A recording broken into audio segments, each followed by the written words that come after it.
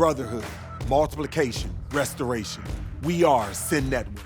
We're a family, planting churches together. Join us as we hear from leaders of this movement from across North America and discover what it really takes to plant churches everywhere for everyone. Today, we're talking with Troy Nesbitt, director of the SALT Network, about the strategy behind church planting on major university campuses. Troy, it's good to see you in more ways than one. Yeah. You know, really, I mean, it's always a pleasure coming out. I feel like, you know, in the time that we've known each other, I've learned so much from you, you know, and just in so many different ways. I mean, today, we're going to talk specifically. I hate to put you in a box because I know how much you like boxes, but we're going to talk about specifically collegiate ministry. You know, I mean, you are the director of the SALT Network. I mean, you are mentors to so many that have started college ministries and SALT companies and all that throughout. And so, you know, talk to me a little bit about how that came about, you know, and how you got into college ministry. Yeah, well, actually my dad pastored a church in Ames, Iowa, which is the home of the Mighty Cyclones, Iowa State University.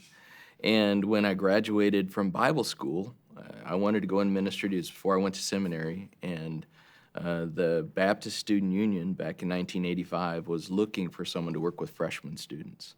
So that's how I got my start. Yeah. So as the first job I had out of Bible school, was working with freshmen. At that time, it was a small campus ministry, and I think there were about 10 freshmen who attended the group, and so I discipled those freshman guys, and that was my beginning of working with college students. Yeah, so how was those early days, you know, formative to even impacting what you're doing today?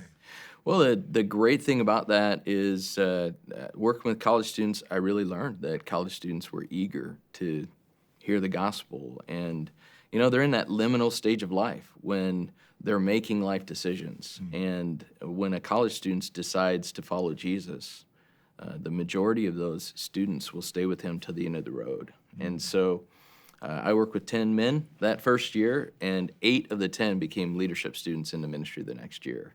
And so that actually began for me kind of the idea of I could give myself to this. And seeing adults follow Jesus and to begin to think about, man, this is going to be the rest of their life was super exciting. And well, this is so near and dear to my heart because as a person who was raised in the church, you know, and came to know the Lord in college, you know, and just kind of that stat that you just brought out of like staying on my prayers that I remain, but it's just like they're so influential, so ready to kind of figure out their life. Because, I mean, it seems like all the trends say that people leave you know, church and college, but you're kind of like, no, I'm going to go after that age group. Right. And the trend's horrible. 70% of the kids who grew up in solid churches walk away from Jesus their freshman year in college. And why? Yeah. I mean, they grew up in Christian homes, they were in good churches, but all of us are going out for that adventure. You know, we want to taste the world. We are all prodigals in some sense. Yeah. And everybody has a story. Talk to anybody. You talk about their freshman year in college, and they will say, that's the time that I decided to run in the ditch. Yeah. So it's not only Christians who decide to be really Christian or who decide to walk away from it, but a lot of people come to college now with unchurched backgrounds, and they're looking for answers. They're studying, they're being questioned, and to present the truth of the gospel in that stage of life when so many are broken and empty, and if they respond to it, you talk about growing like a weed.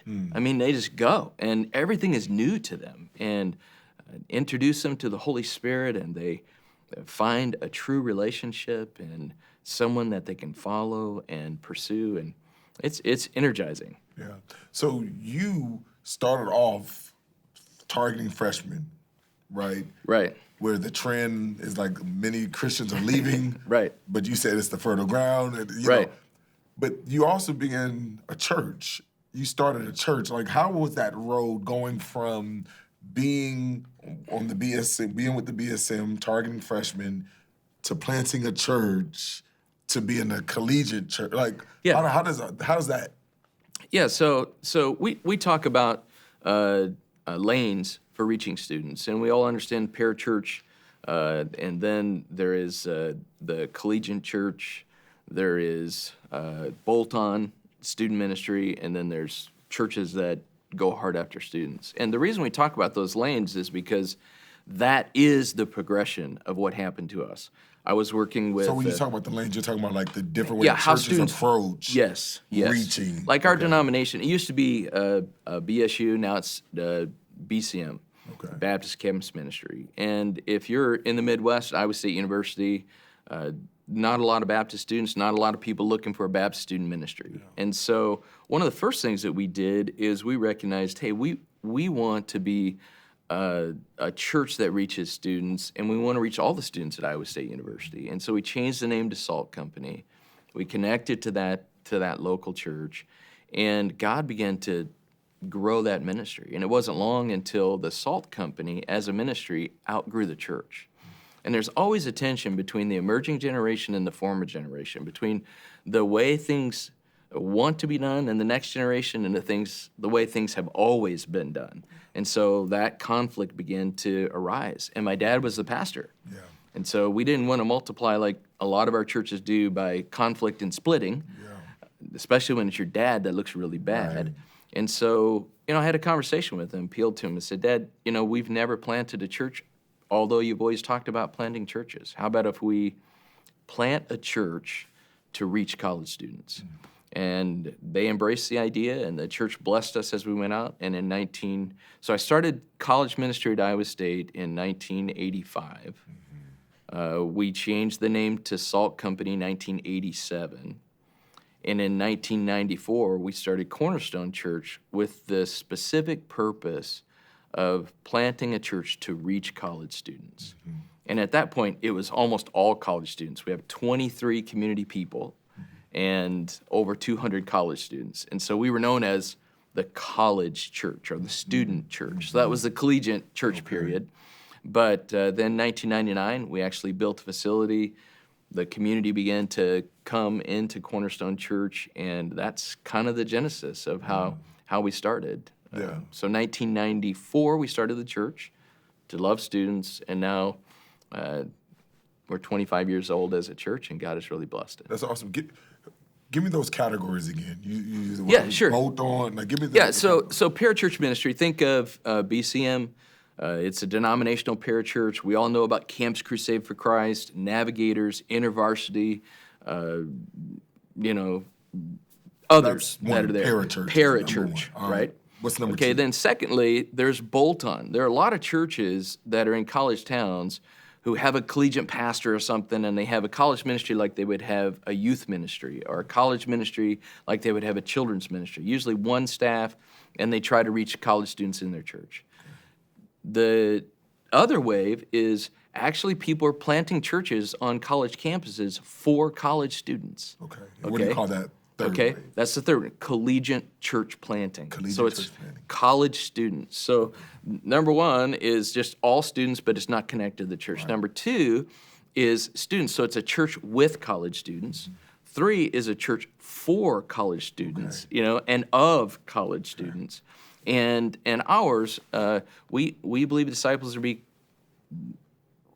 trained in the context of a little church, families to be multi-generational, the older and the younger. And so we call what we do a church that loves college students and puts reaching the next generation on the front of the bus. Okay. And so we want to bring students into the context of local church, give them that family experience, but always let them set the pace of who we are. Not the former generation, but the emerging generation. So is that a fourth? The fourth one is, I think that is so helpful. Yeah. That is so helpful. I'm just thinking about Blueprint specifically. And right. It's kind of like, you've been coaching and helping and journeying. And it's so interesting because you think, like, I'm the college guy, like, came to know the Lord in college. I started off in college ministry. But I would say right now we kind of have a bolt-on kind of approach. And I desperately want to kind of shift that because, we're in Atlanta. We're in a city that has over 250,000 college students that are here. And I was just like, man, think about the capacity and the potential impact that we could have in so many different ways. Yeah, and so many places are like that. How do you know this? And the church has gone away from the campus. And yet you go to any major campus in North America, and you will see these beautiful, monumental, historic church buildings, and no students attend there. Yeah. And we're going to plant 2021 the Ohio State University, right? Yes. And so there's 60,000 students there. It's the largest university in the Midwest. There are also 30,000 students that are just at another college in town, 2 million people in the city. We did research on all the churches trying to reach students at Ohio State University. 25 churches on the best websites to good churches. Of those 25 churches, only one of them was strategically trying to reach students. And only one other of them even had a staff person devoted to reaching students. And they're within 2 miles of the campus. Yeah. So 60,000 18 to 22-year-olds. Everybody knows about the Ohio State University, and no one has reached them. Why? Yeah, so what would you say to a church like mine, a church they're like, man, I'm in the midst of these college students. Right now, at best, I have a bolt on. I know that that's not working. I even have other college camp ministers, parachurch, that come to my church, and I feel this responsibility because there's some college, how do I wrestle with that tension? How do I navigate through that to determine what my next step is?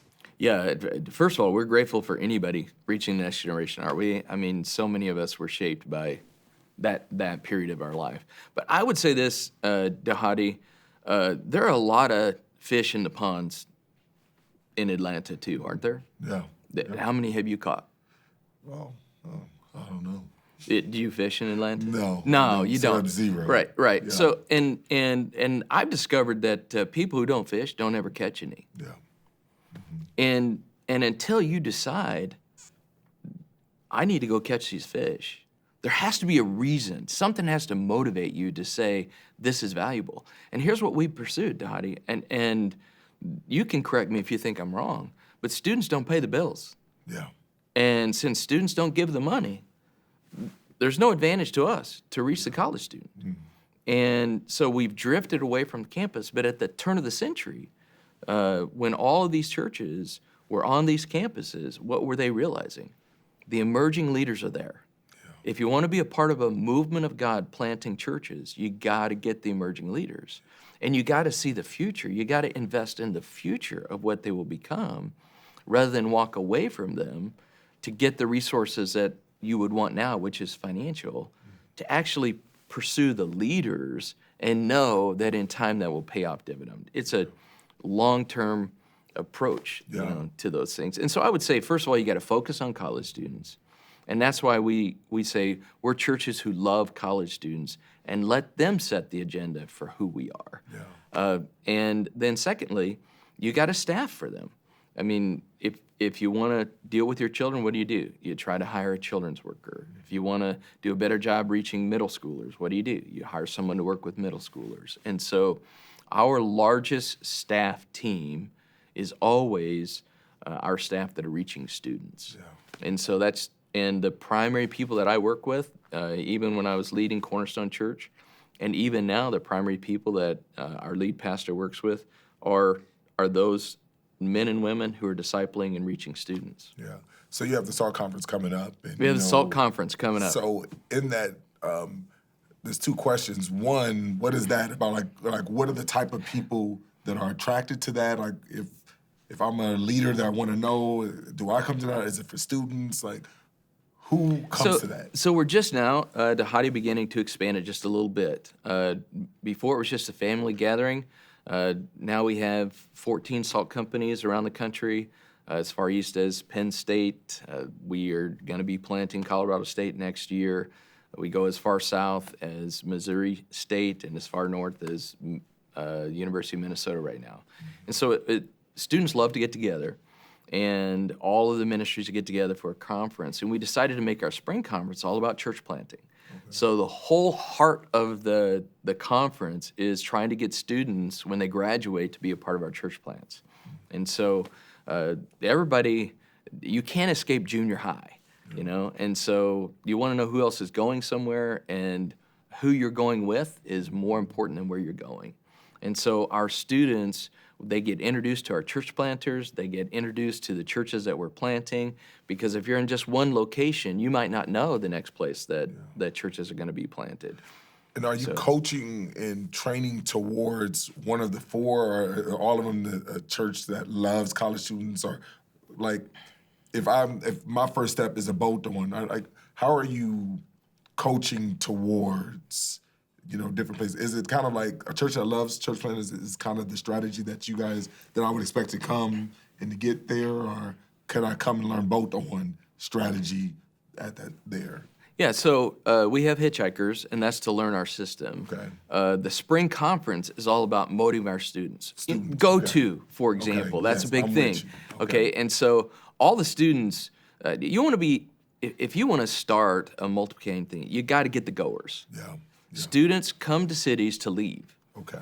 And so what we're trying to do is we're just trying to direct where they go. Okay. They're already going. You're helping college students to take their next missional step. Absolutely. What that looks like. And you're trying to influence them to say church planting is a great option in order to do that. No, we say it's the only option. It's the only option. That's right. Hey, more what are you doing? Yeah. My mom used to always say to me, "What in the world are you doing?" Yeah, and that's really what we say with the students. Yeah. What in the world are you doing? And it's not only national church planting, be involved in the church that reaches the next generation to send to the ends of the earth, but it's global church planting as well. So we have 100 global cities that are identified. We have 400 major campuses that have been identified where we want to plant churches, and so we try to get every one of our graduates to be in one of those places. Yeah.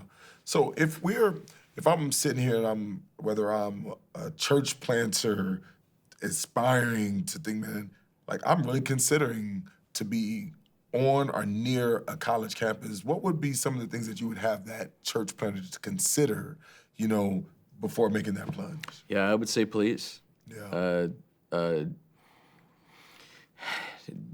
If you are feeling the call of God to plant a church, and if you study history, you will know the movements of God have always been on the backs of believing prayer and young people. Yeah. And so, look at your life. Look at my life. Yeah. Ask any major leader about what were your college years like. They were shaping to them. And so I think, Dhati, that we're going to lose the future if we don't get back to the campus. Yeah. And so there are people that are lost in the cities. We know that. There are also campuses in the cities. Yeah. But there are also people that are lost in these college towns, and thousands will go to these towns and people aren't reaching them. And where do those students go when they graduate? Yeah. To the cities, because that's where the jobs are. Yeah. And one of our churches in Minneapolis, we started day one, there were 300 in the church because our graduates had gotten jobs there, and we had so many alumni, we began to think, we could start a church there. Because we already know a whole bunch of people who already are familiar with our strategy and been discipled, and we can pull them together and provide a pastor for them and start a salt company at University of Minnesota. And day one, church of 300. That's good. A couple more questions. Okay.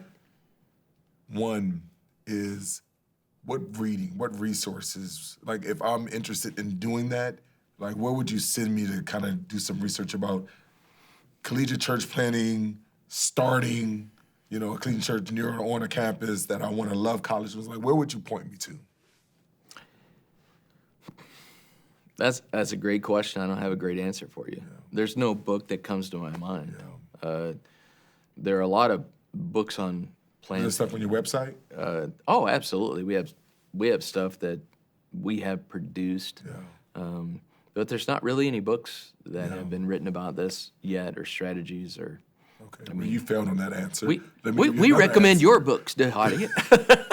Let me give you another one. Among Wolves. Try that one. Try that one. Hey, try that one, please. All right. So I guess the other question that I would ask is, like, where do you feel like is hindering us as churches from doing it? I mean, because your call is compelling. I think people Right, would agree right. with you. But even people I know this is not the first time that you beat that drum, Yeah, but so it still doesn't seem like it is happening. So, like, what would you say is hindering us from that? our churches are bad. You know, students are consumers, especially lost students. And if you want to say the right thing about God and Jesus Christ, you need to say it in a way that's compelling. And who is better than God? And what is better than a relationship with Jesus Christ? And yet, even Christians dutifully go to church because it's awful. And we need to give back to presenting the gospel in a way that Jesus is honored and he will draw men to himself. He said, if I be lifted up, right? And so I grew up in the church. My dad was a pastor. I love my dad. He's a godly guy. But that church was always living in the past and trying to get the next generation to live like they did, rather than leaning to the future and say, let's exalt Jesus in this generation and celebrate what he is doing and the good that he has done and watch change lives. Our churches don't baptize many adults. And this year, in our 14 churches, we were able to baptize 642 people. The vast majority of those were adults. The vast majority of those were college students. And 5 of our 14 churches, 10% of their congregation, they baptized. And so you think about all that new life. When a college student gets saved, what were you like when you first got saved? And you're a leader. Put you in a church, you energize the whole church. And when people began to see these story after story after story of changed lives, and we let the people who lead them to Christ's baptism baptize them. That's what I love. And You it's don't just- hold back punches. Oh, yeah. Hey, bad churches. We need to get better at doing the church, presenting Yeah. the gospel.